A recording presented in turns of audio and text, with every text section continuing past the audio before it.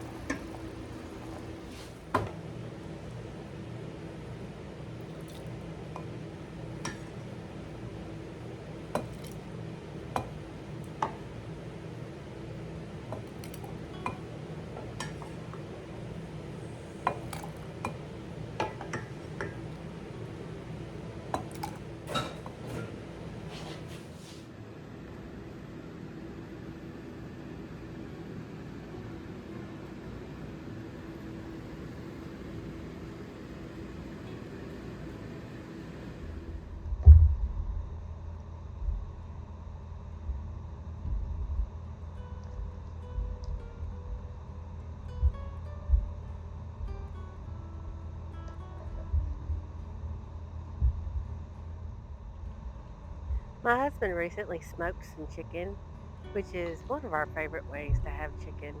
And he'll do quite a bit at one time, enough to go through a few meals. And so there's always leftovers. So for lunch today, I'm going to take a little bit of the cold smoked chicken and I'm going to debone it and warm it up in the skillet with a little bit of teriyaki sauce. Whatever brand teriyaki sauce you prefer will do. I believe I used a KC Masterpiece.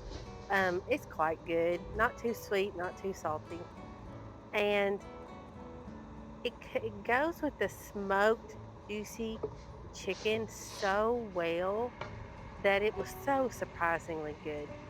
This recipe was inspired from a salad I had at a restaurant a few weeks back, and it's an Mandarin chicken salad.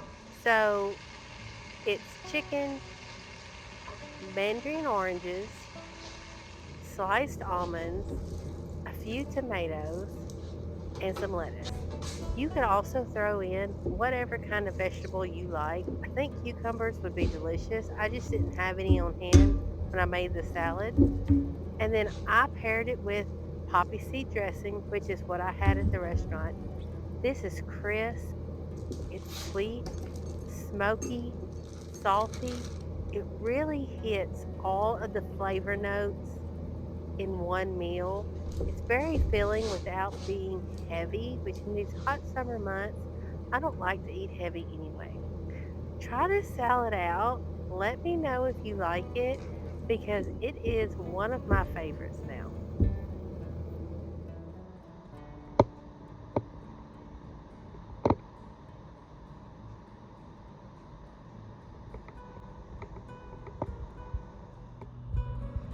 Who wants watermelon?